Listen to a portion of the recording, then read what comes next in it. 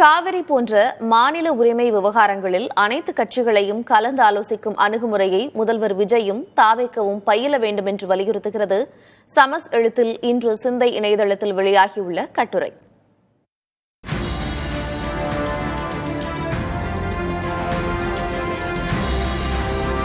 கர்நாடக அரசியல் தலைவர்களில் அண்ணாவோடு ஒப்பிடத்தக்கவர் தேவராஜ் அர்ஸ்.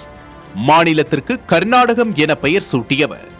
மாநில நலன் சார்ந்த எந்த பிரச்சனையிலும் ஆளும் கட்சி எதிர்க்கட்சி பேதமின்றி கர்நாடகத்தின் ஒரே குரலாக செயல்படும் கலந்தாலோசனை அணுகுமுறையை உருவாக்கியவர் அவரே என சுட்டிக்காட்டுகிறது சமஸ் கட்டுரை.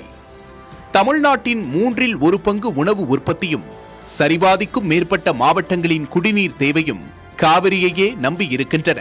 இத்தகைய உயிராதார பிரச்சனையிலும் கூட அரசியல் லாவணி நடத்தப்படுவது தமிழ்நாட்டின் அவலம் என்று சுட்டிக்காட்டும் இக்கட்டுரை முதல்வர் விஜயும் அவரது தாவேகாவும் அனைவரையும் அரவணைத்து பேசும் அணுகுமுறையை பயில வேண்டும் என வலியுறுத்துகிறது.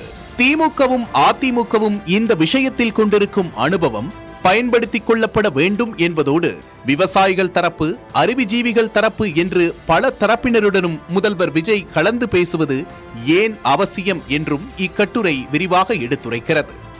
இந்திய கூட்டாட்சி அமைப்பில் எழுதப்பட்டுள்ள விதிகளின் அடிப்படையில் மட்டும் ஒரு மாநிலம் தன் உரிமைகளையோ நலன்களையோ உறுதி செய்திட முடியாது. வெகுமக்கள் பலமும் ஒரே கருத்தில் நிற்கும் அரசியல் குரலும் முக்கியம். தனிநபர் கச்சேரியாக அல்லாமல் இது முழு மாநிலத்தின் குரல் என வெளிப்படுத்துவதையே ஆட்சியாளர்களிடம் மக்கள் எதிர்பார்க்கிறார்கள் என்கிறது கட்டுரை.